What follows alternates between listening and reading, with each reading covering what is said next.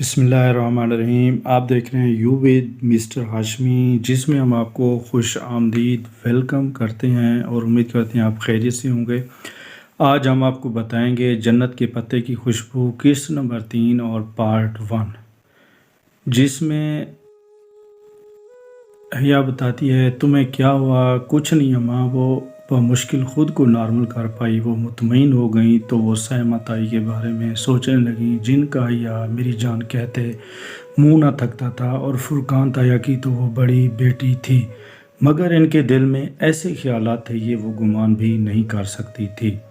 اور وہ پھول وہ بھی فروخ یا رضا نے بھیجے تھے، مگر جب پہلی بار اس کو پھول آئے تھے تو فروخ شہر سے باہر تھا اور رضا تو اسلام آباد میں ہی تھا، مگر ان میں سے کسی کو اس کی اسپانجی سلیکشن کا پتہ ہی نہیں چلا۔ شاید جب وہ زارا کو فون پر بتا رہی تھی تب کھڑکی کے باہر کچھ کھڑکا تھا۔ وہ جو کوئی بھی تھا، اس نے کھڑکی کے باہر سے ساری بات سن لی تھی اور اس نے پھولوں کے ساتھ خط لکھ کر رکھ دیا ہوگا، مگر کوریئر پر تو ایک دن پہلے کی مہر لگی ہوئی تھی۔ شاید اس نے کوئی جعلی مہر استعمال کی ہوگی، مگر اس طرح کے جملوں میں فروخ اور رضا جاب والے مصروف بندے کیوں پڑیں گے بھلا؟ اس کا دل کہہ رہا تھا کہ پھول بھیجنے والا کوئی اور ہی ہے۔ خیر دفع کرو، جو بھی ہو، ان دونوں کا دماغ تو میں ابھی ٹھیک کرتی ہوں۔ وہ تیزی سے اٹھ کر لڑکے لڑکیوں کے گروپ کی طرف چلی آئی۔ ارم، اس نے اپنے مخصوص انداز میں سینے پر ہاتھ باندھے ہوئے ارم کو مخاطب کیا تو سب رک کر اس کو دیکھنے لگیں۔ کیا تم لوگوں نے سبین پھپھو کو شادی کا کارڈ بھیجا تھا؟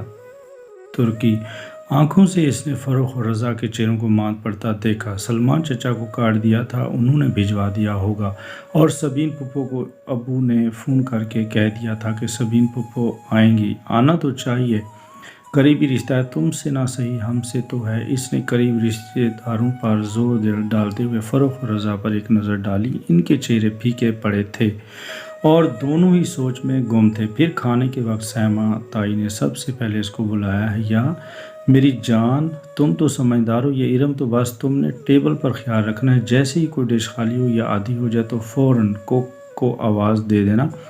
ٹھیک، شیور تائی، میں خیال رکھوں گی۔ وہ بر وقت مسکراتی ہوئی سرو کرنے لگیں۔ چند منٹ بعد سب کھڑے اپنی اپنی پلیٹوں میں کھانا نکال رہے تھے۔ تایا جان، آپ نے سلاد نہیں لیا؟ وہ رشین سلاد کا پیالہ ہاتھ میں لیے ابو اور تایا فرقان کی طرف آئی، جو اپنے دھن میں باتیں کر رہے تھے۔ اس کے پکارنے پر چونکے۔ تھینک یو بیٹا۔ تایا فرقان نے مسکراتے ہوئے سلاد اپنی پلیٹ میں نکالا۔ وہ شلوار کرتے میں ملبوس تھے اور شال لی تھی اور باروک چہرے پر مونچھیں۔ سلمان صاحب ان کے برعکس کلین شیو ڈینٹ سوٹ میں بہت سمارٹ لگ رہے تھے۔ دونوں کی سوچیں ان کے حلیوں جیسی تھیں۔ ابا آپ بھی لیں نا۔ سلمان، تم نے سبین کو کارڈ پوسٹ کر دیا تھا؟ تایا کو اچانک شاید اس کی شکل دیکھ کر یاد آیا تھا۔ سلمان صاحب کا چمچے میں سلاد بھرتا ہاتھ ذرا سست پڑا اور چہرے پر کڑواہٹ پھیل گئی۔ بہت ایسا انہوں نے چمچہ پلیٹ میں پلٹا کر دیا تھا۔ ان کے لہجے میں کاٹ تھی جو حیا کے لیے نئی تھی۔ ابا، سبین پھپھو شادی پر آئیں گی؟ وہ پوچھے بنا رہ نہ سکی۔ کل مہندی ہے، آنا ہوتا تو آج آ چکی ہوتی۔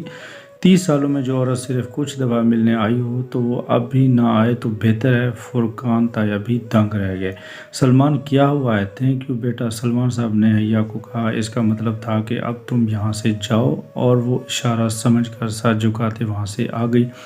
بہت ایسے سلاد کا پیالہ میز پر رکھا اور اپنی آدھی بھری پلیٹ اٹھا لی، مگر اب کچھ کھانے کو جی نہیں چاہ رہا تھا۔ یہ ابا کو کیا ہو گیا تھا؟ اور وہ پھپھو کے بارے میں ایسی باتیں کیوں کر رہے تھے؟ پھر اس سے رہا نہیں گیا، وہ اپنی پلیٹ اٹھا کر ستون کے ساتھ کھڑی ہو گئی، جس کی دوسری طرف ابا اور تایا کھڑے تھے، بظاہر اپنی پلیٹ پر نظر جھکاتے۔ کان ان دونوں کی باتوں کی طرف تھے۔ حیا کے لیے لغاری نے اپنے بیٹے کا پروپوزل دیا ہے۔ سلمان صاحب نے اپنے دوست کا نام لیا تو حیا کے ہاتھ میں پکڑی ہوئی پلیٹ لرز گئی۔ یہ کیا کہہ رہے ہو؟ فرقان تایا ششدر رہ گیا۔ بھائی، اس میں حیرت کی کیا بات ہے؟ ولید اچھا لڑکا ہے، کل مہندی پر آئے گا تو ملواؤں گا۔ سوچ رہا ہوں حیا سے پوچھ کر ہاں کر دوں، مگر سلمان، یہ کیسے ہو سکتا ہے؟ کیوں نہیں ہو سکتا بھائی؟ تم یہ شادی کیسے کر سکتے ہو؟ باپ ہوں اس کا، کر سکتا ہوں۔ فاطمہ بھی راضی ہے اور مجھے یقین ہے حیا کو کوئی اعتراض نہیں ہوگا۔ اور جہاں کا کیا ہوگا؟ کون جہاں سلمان صاحب یکسر انجن بہن گئے، تمہارا بیٹا سبین کا بیٹا جیسے تم نے سبین کا نکاح کیا تھا تم کیسے بھول گئے ہو؟ وہ 21 سال پرانی بات ہے اور حیا اب 22 سال کی ہو گئی ہے۔ بے وقوفی کی تھی میں نے سبین پر اعتبار کر کے اپنی بچی کا نکاح کر دیا۔ 21 برسوں میں کبھی سبین نے مڑ کر نہیں پوچھا کہ نکاح کا کیا ہوگا۔ 6 ماہ میں ایک بار فون کر لیتی ہے اور 3 منٹ بات کر کے رکھ دیتی ہے۔ اور آپ کو واقعی لگتا ہے کہ وہ لوگ رشتہ قائم رکھنا چاہتے ہیں؟ مگر سبین تو سکندر کی وجہ سے، تم تو جانتے ہو اس الٹے دماغ کا انسان ہے، میں کیسے مان لوں کہ اپنے مغرور اور بد دماغ شوہر کی وجہ سے نکاح کو بھول جاتے؟ اتنے برس بیت گئے، اس نے ایک بار بھی اس شادی کی بات منہ سے نہیں نکالی، میں اس سے کیا امید رکھوں؟ مگر جہاں تو اچھا لڑکا ہے، تم اس سے ملے تو تھے جب پچھلے سال تم استنبول گئے تھے۔ جی جہاں سکندر اچھا لڑکا ہے مائی فٹ، انہوں نے بہت تلخ ہو کر کہا، اس کے تو مزاج ہی نہیں ملتے، ترکی میں پیدا ہوا ہے، نہ اس کو اردو آتی ہے نہ پنجابی، اور کبھی اس نے ماموں کا حال پوچھا ہے؟ کبھی فون کیا ہے بھائی؟ میں یہ سب بھول جاتا، مگر پچھلے سال میں ترکی کیا تو یقین کریں بھائی میں 18 دن وہاں رہا، روز سبین کے گھر جاتا تھا۔ سکندر تو خیر الگ بات ہے، مگر جہاں آخری روز مجھے ملا وہ بھی 15 منٹ کے لیے بس، وہ بھی جب اس کی ماں نے میرا نام بتایا تو کافی دیر سوچنے کے بعد اس کو یاد آیا کہ میں اس کا دور پرے کا ماموں لگتا ہوں، اور اس کے بعد جو ہے نا وہ آیا اور ملنے لگا۔ تو لیجئے یہ ناظرین قسط نمبر 3 کا پارٹ 1 جو ہے نا اینڈ ہوا۔ انشاءاللہ ہم نیکسٹ ایپیسوڈ کے ساتھ حاضر ہوں گے۔ اگر ویڈیو اچھی لگی ہو تو اس کو سبسکرائب کیجیے گا۔ تب تک ہم چاہتے ہیں